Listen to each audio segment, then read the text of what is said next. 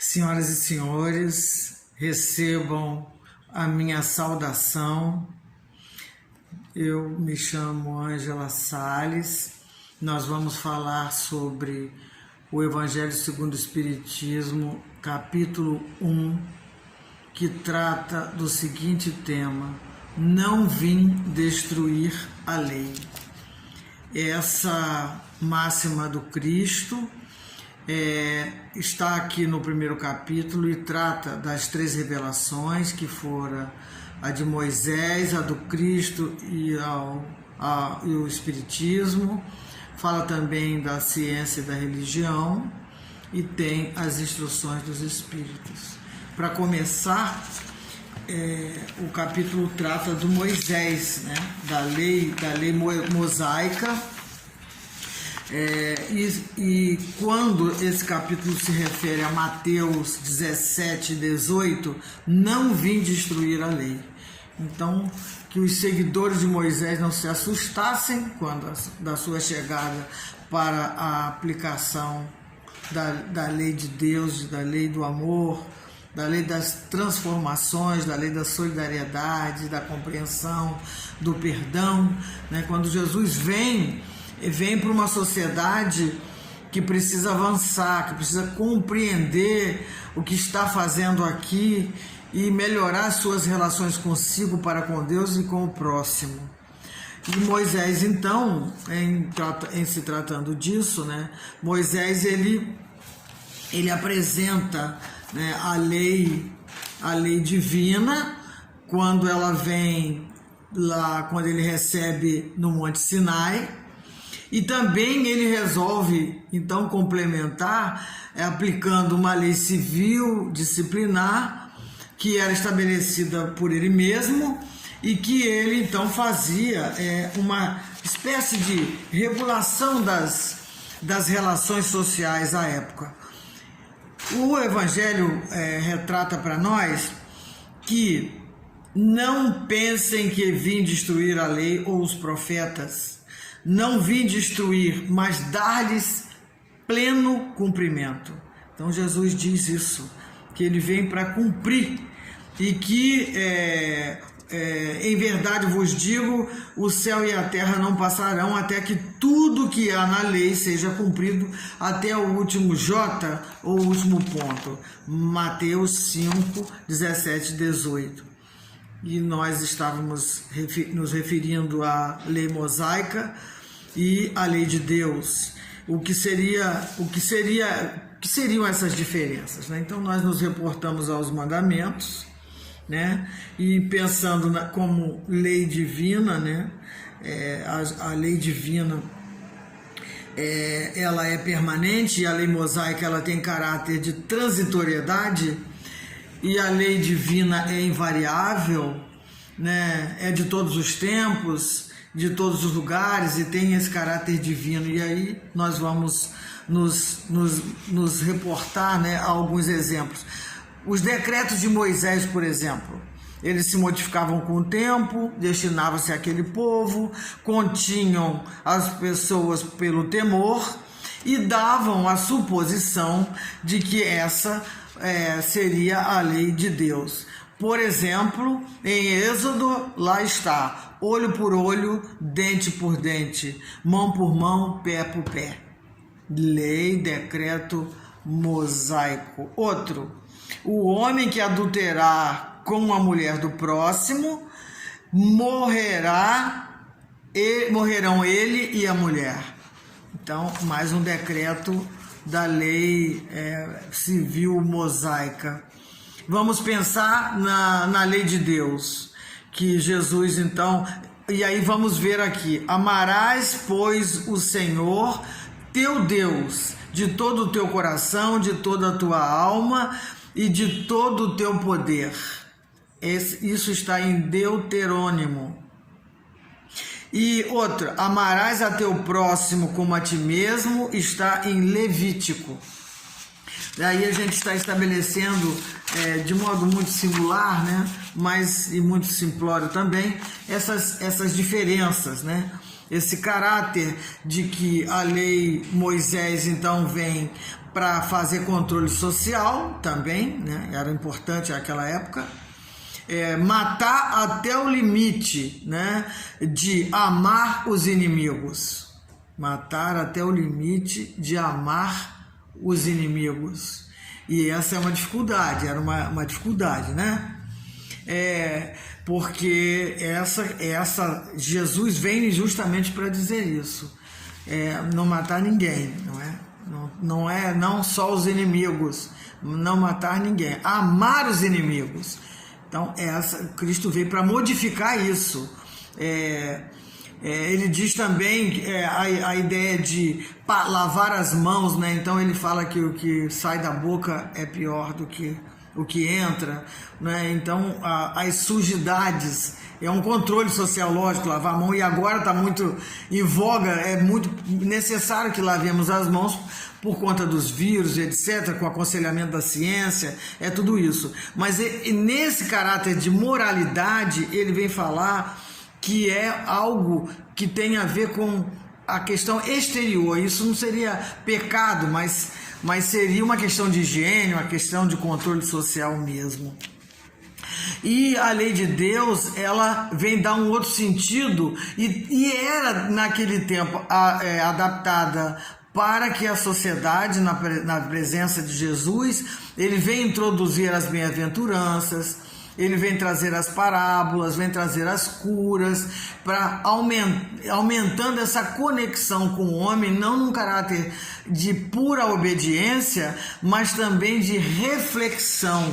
O Cristo traz para nós essa reflexão, né? Fala do reino dos céus, né? Da vida que continua, né? E quais os caminhos que teríamos que seguir para que pudéssemos ter a paz, ter esse céu, entre aspas, né? Então, qual era o movimento que o homem, que os seres, que as pessoas, que aquela sociedade tinha que fazer, que realizar, o progresso que tinha que realizar para entender essas novas ideias? Quando ele refletia sobre as diferenças, vinde a mim os pequeninos, quando crianças e mulheres não eram consideradas. Então Jesus vem também revolucionar essa visão de relações sociais, visão de poder. Quando ele diz, meu reino não é desse mundo, e todos aqueles doutores, todos os reis, achando que Jesus ameaçava o poder material. Então ele vem abrir perspectivas, vem trazer uma outra possibilidade, ele vem trazer um novo caráter para a compreensão da lei divina, além da sua exemplificação, claro. Então, esse caráter também de eternidade da lei divina, esse caráter que passa pelas sociedades. Então, o amor, ele é uma lei imutável, é uma lei da natureza, né? E nunca essa lei será derrogada. Mas, ainda voltando ao pensamento mosaico, né? A lei mosaica, pensar na questão da transitoriedade, também que apresentava um Deus à imagem e semelhança de homem, e um Deus, assim, o Senhor dos exércitos, que devia ser temido. E Jesus traz um pai amoroso que ama a todos. Ele quebra esses paradigmas. Ele não veio destruir a lei, ele veio dar um novo sentido à lei divina. Veio desenvolver um novo conceito sobre Deus, um Deus de amor, que ainda por razões até do desenvolvimento daquela sociedade, estávamos muito limitados quanto ao conhecimento e quanto à maturidade espiritual. Na verdade, ele vem combater práticas exteriores e essas falsas interpretações. Então, amar a Deus acima de todas as coisas e ao próximo como a si mesmo, aqui está a lei e os profetas. Não, ele vem dizer que ele não vem destruir a lei, porque ele vem trazer sobre, por exemplo, um dos mandamentos que é não matarás, né, não matar. Ele diz que também cai em pecado, cai em erro aquele que se encolerizar contra o seu irmão. Ele diz que qualquer um que disser maldizer ou blasfemar contra um irmão, também esse chamar o irmão de louco, né? É um exemplo. Então esse também vai ter que responder por isso. Ele diz: então, se trouxeres a oferta ao altar e aí te lembrares de que teu irmão tem alguma coisa contra ti, deixa ali diante do altar a tua oferta. Está falando de cultos exteriores, né? E vai reconciliar primeiro com o teu irmão. Ele vem trazer algo que é uma transformação, uma reflexão, é o perdão. Então, reconcilia-te depressa com o teu adversário enquanto estás a caminho. E essa máxima de Jesus, então, é algo que está dentro de nós, a mágoa, o ressentimento, o ódio. É preciso amadurecer para se reconhecer nesse estado. E ele diz: não adianta ir ao altar fazer ofertas se o coração está cheio de ódio, cheio de mágoa, cheio de ressentimento. É preciso procurar o irmão, reconciliar com esse irmão. Então é o cumprimento da amar a Deus sobre todas as coisas, ao próximo como a si mesmo. Tal é a lei, não é? Isso é muito importante, que a gente possa compreender que quando nós estamos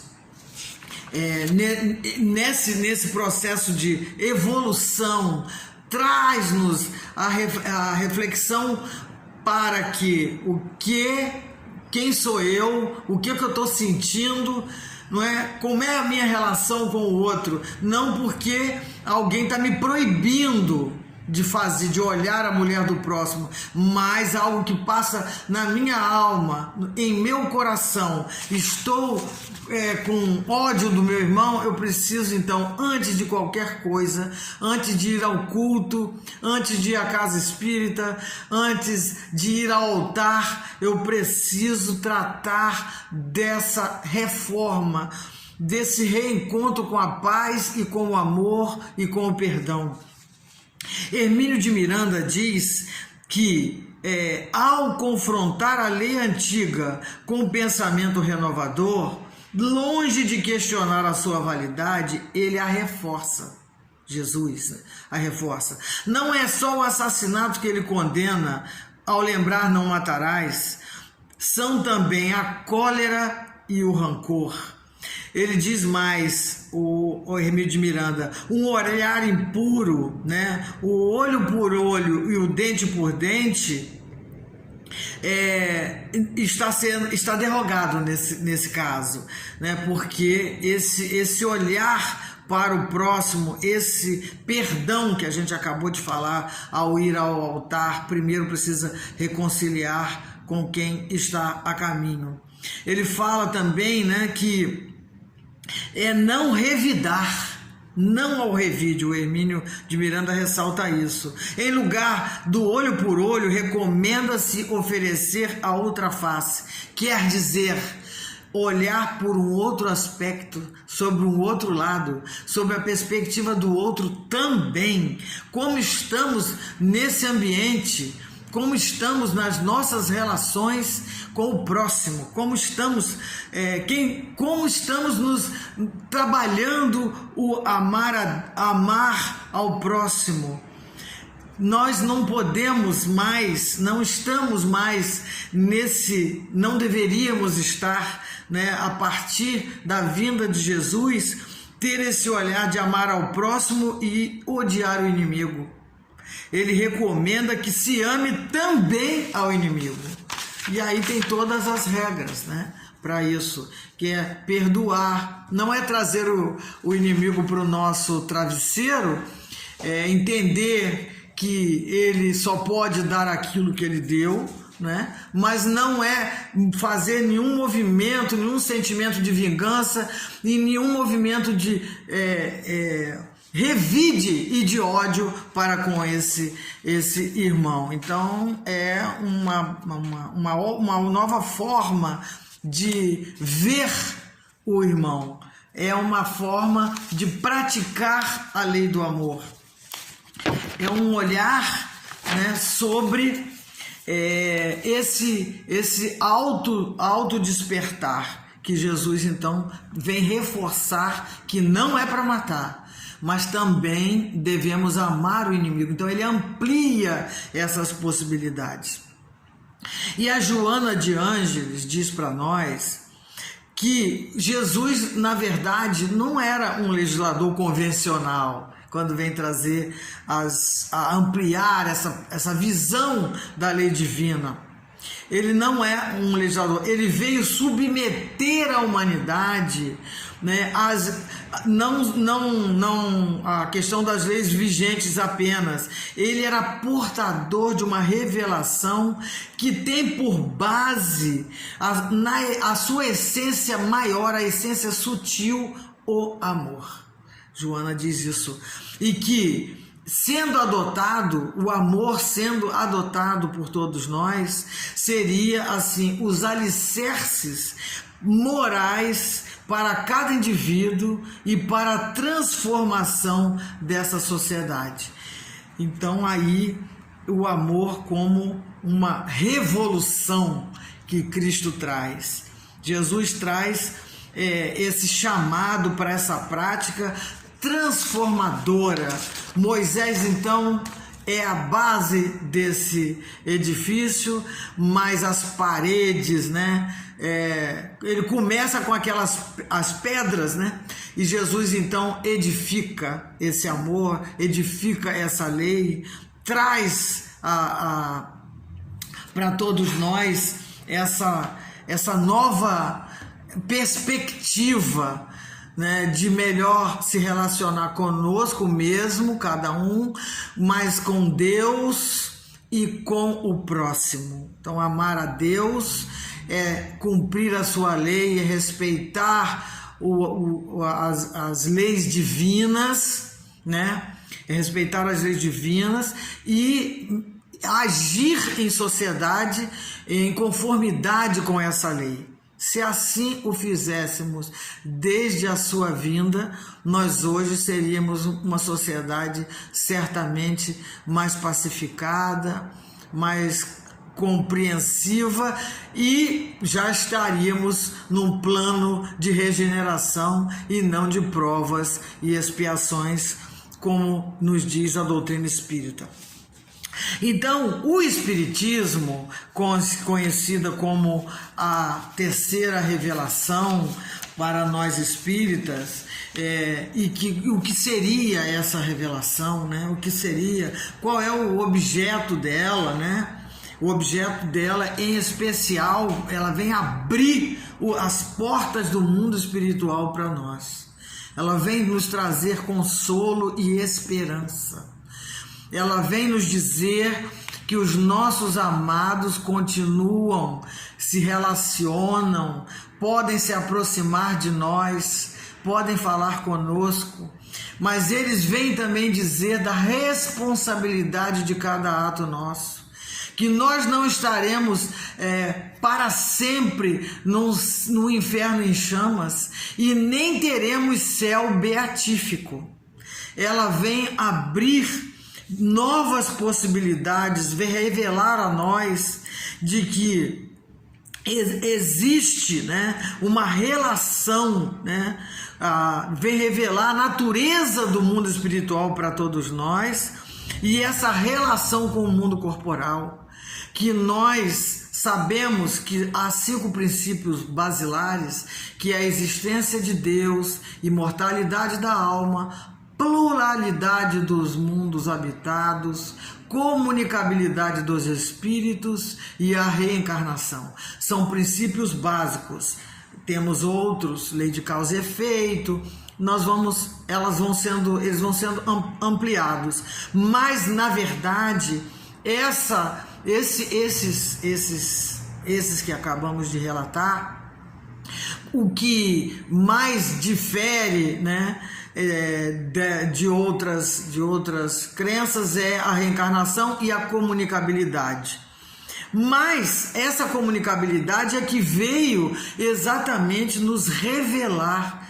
Então, a revelação é feita pelos espíritos. Kardec compila essas revelações num estudo sistemático, né? O Leon Denis trata disso no livro No Invisível, com muita sabedoria, colocando as pesquisas, os grupos de estudos, as contestações e as comprovações de que os espíritos se comunicam a partir de mesas girantes, depois das casas que assombravam as pessoas, depois essas assombrações, entre aspas, foram comprovadas que eram princípios inteligentes, que essas pessoas mostravam, por exemplo, procuravam os livros dos cartórios e lá ele dizia: eu sou fulano de tal, era proprietário dessa casa e etc, e iam ao cartório e lá chegando descobriam que essa pessoa numa outra época fora proprietária desse imóvel, desse imóvel, e ele ainda permanecia naquele lugar. E o objetivo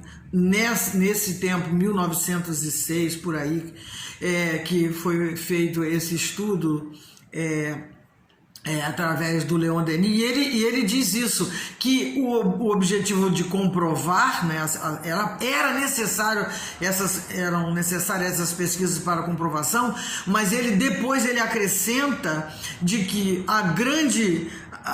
o grande objetivo era consolar tanto aquele que lá estava ainda achando-se dono daquele lugar, dono daquele imóvel, preso àquelas questões e revelando dores, relações complexas de pessoas, vinganças de pessoas que, por exemplo, tinham assassinado outras e ela perseguiam familiares dessas outras pessoas, etc. Mas tudo isso, o grande objetivo, além de comprovar de que o mundo corporal tem relações ininterruptas, constantes com o mundo espiritual. Essa é a grande prova. E que objetivo tem isso? Para que isso? Por que estamos relatando isso? Qual é o objetivo? Era provar a existência do mundo espiritual, trazer como é a natureza desse mundo espiritual, tratar dessas relações do mundo espiritual com o mundo material, mas também trazer consolo, edificar, trazer um despertar, né? Como Paulo fala: ó, desperta tu que dormes. Então nós temos responsabilidade com os nossos atos. A mão de Deus não é uma mão de um Deus punitivo e que castiga, mas que traz para nós as nossas responsabilidades. Então somos responsáveis pelos nossos atos, pelos nossos pensamentos, por nossas atitudes, e que só nós, conscientes desse desejo de mudança e com o auxílio, outra perspectiva que ela traz é o consolo dos amigos espirituais, dos espíritos amigos, dos espíritos de luz, né? Que traz para todos aqueles que sofrem, e a esperança de que nós não estamos sós. Não há nada mais consolador do que imaginar que alguém que aqui serviu, lutou bravamente em defesa do amor e morreu desencarnou de uma maneira que, para os nossos olhos de materiais, para os nossos olhos com pouca compreensão, entender que fora injustiçado, né? Sofrera, e que essa pessoa lutou, defendeu causas, fez o bem, praticou o amor e está sendo recebido no plano espiritual com glórias, com reconhecimento, com paz. E logo vai se incorporar às equipes e às falanges para seguir amando e servindo, e de novo restabelecendo conexões com a caridade, com a fraternidade e com a promoção humana. Então é uma experiência, é uma expansão de nossa consciência. Então nós estamos diuturnamente nessas relações com o plano espiritual. E nós pensarmos que a doutrina ela vem revelar para nós, e nós tratamos como uma filosofia e uma ciência, e aí temos um conceito aqui do Oaz, né, que ele diz: ciência, corpo de conhecimentos sistematizados. O Kardec fez isso com os conhecimentos, adquirido por observação, identificação, pesquisa e explicação de determinadas categorias de fenômenos e fatos. São formulados metódica e racionalmente. Então, ele tem esse caráter de ciência, de filosofia, de religião, né? E tem esse caráter coletivo, né? O Espiritismo ele não ensina nada contrário ao que Cristo ensinou. Amplia, completa, explica em termos claros o que tinha sido dito de forma alegórica. Isso está no Evangelho, né? Aqui no capítulo, nesse mesmo capítulo, no item 6. Né? O Espiritismo no item 6 ele fala disso, que a doutrina então ela abre essa perspectiva. Ele vem mostrar que a ciência e a religião têm o mesmo princípio, Deus. Nesse momento, né, em que a ciência tem tido aí seus percalços por conta de contestações e etc., e a doutrina sempre diz que não pode haver uma sem a negação da outra. Então, como pensar, por exemplo, né, que pensar um fenômeno sem que a gente possa buscar uma correspondência? Então, como se daria a cura?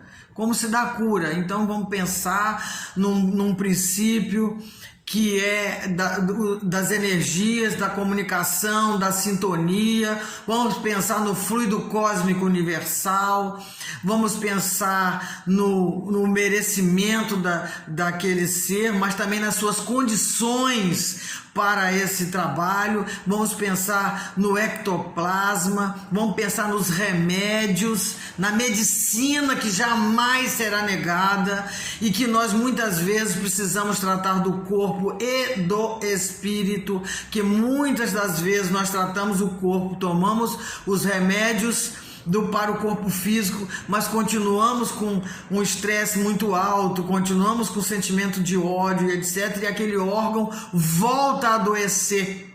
E há uma explicação da ciência para isso, estamos muito próximos. Então, os sentimentos de ira, né, sentimentos de medo muito fortes, quais os órgãos que são afetados por isso, e a ciência já nos mostra isso. Então, nós levamos em conta esse elemento espiritual que a gente não pode menosprezar, não podemos menosprezar. E essa relação, então, as leis orgânicas, as leis da matéria que são imutáveis, mas também com as forças que uma apoia a outra conjuntamente, prestarão mútuo apoio.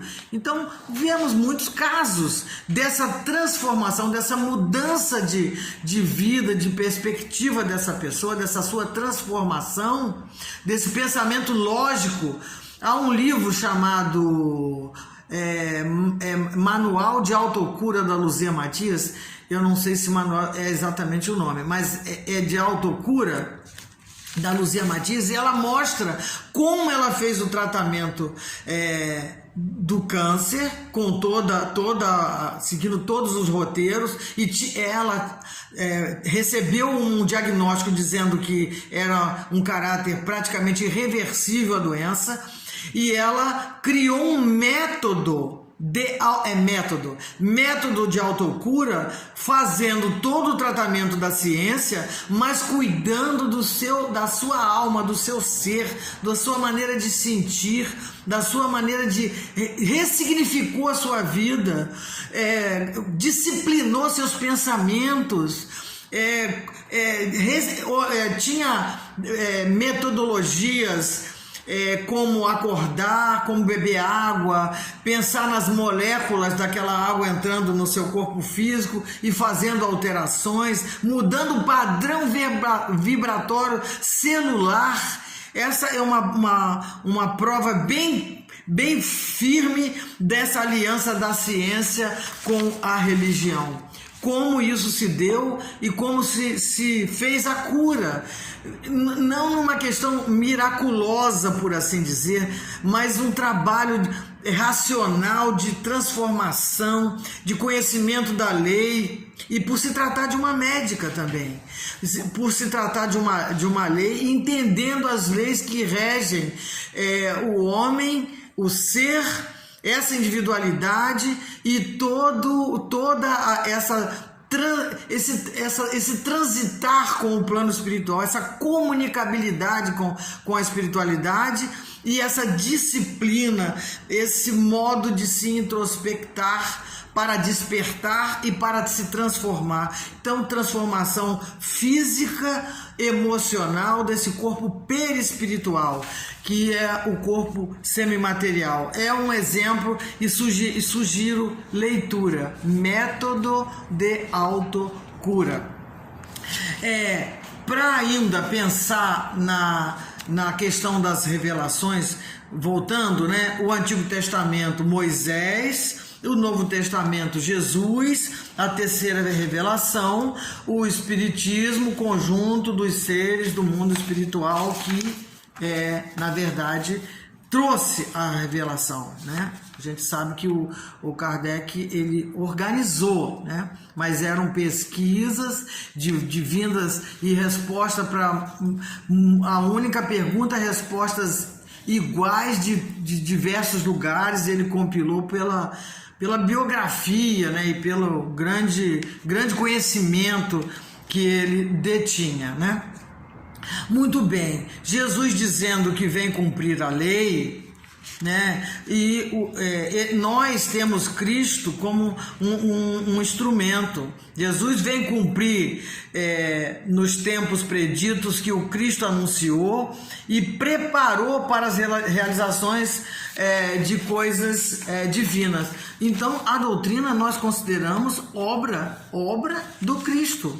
É o momento de trazer esse momento em que a gente nós estaríamos mais maduros para entender tudo isso, para entender as leis que regem o universo. É claro, a ciência avançou, a física, a química, que dá muitas respostas para nós, né? E que regem esse universo espiritual, as relações com o mundo corpóreo, e aí estão essas revelações.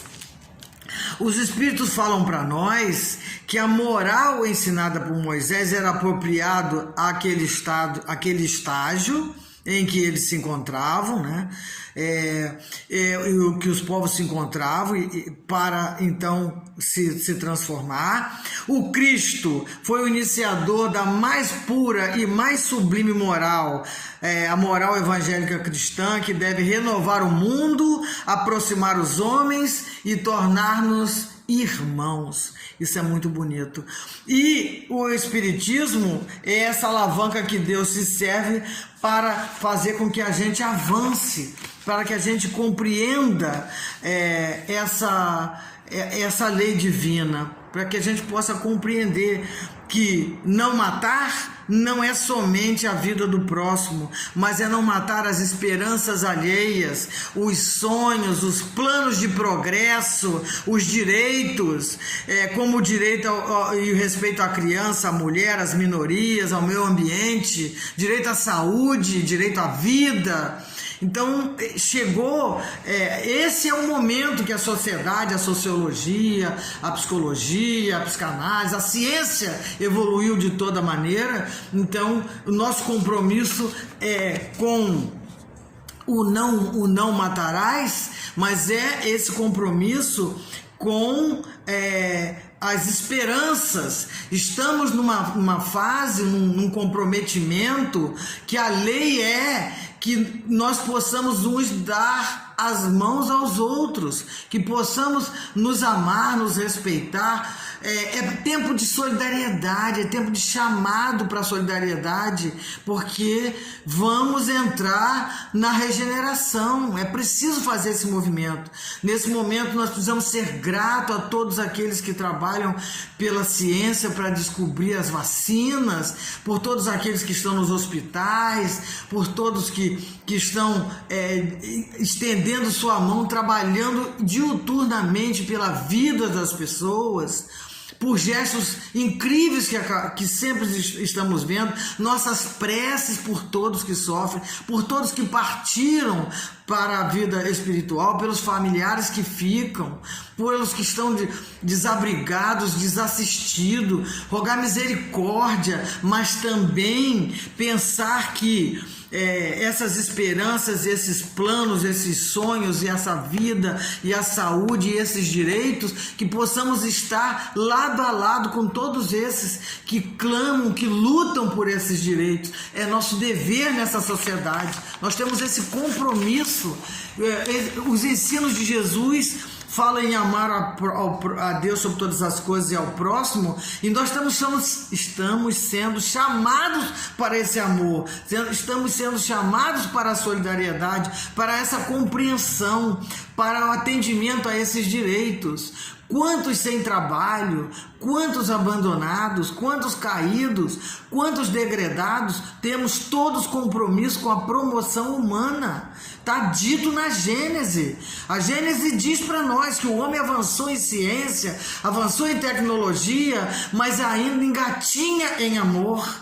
O chamado, o progresso intelectual, ele precisa estar sendo acompanhado desse progresso moral, desse amor que na verdade ele promove, que ele acode, que ele consola, que é lei, que é a lei de todas as leis. Nós estamos sendo convocados para que essa lei seja cumprida, e o tempo é agora. Nós estamos sendo chamados para cumprir esse tempo de amar, de solidarizar e de promovermos uns aos outros. E Santo Agostinho diz para nós, com essa visão que a doutrina traz, com a visão desse intercâmbio com a espiritualidade, de que não estamos sós, de que nós precisamos nos colocar à disposição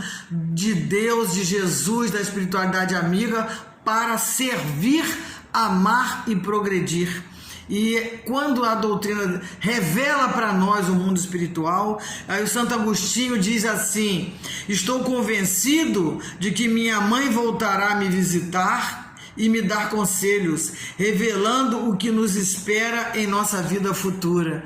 Isso é muito bonito, saber que nós seremos acompanhados, consolados, nunca estaremos sós, que os nossos que nos antecederam, tendo condições, estarão ou a nos avisar agora de que precisamos despertar, nos aconselhar ou nos receber quando lá chegarmos. Que Jesus abençoe a todos, que a espiritualidade amiga, que André Luiz nos dê inspiração, nos dê sabedoria, para que possamos nos colocar a postos. Pai, o que queres de mim, o que quer de nós, para que possamos servi-lo, para que possamos cumprir a lei do amor. Muita paz, muito obrigada.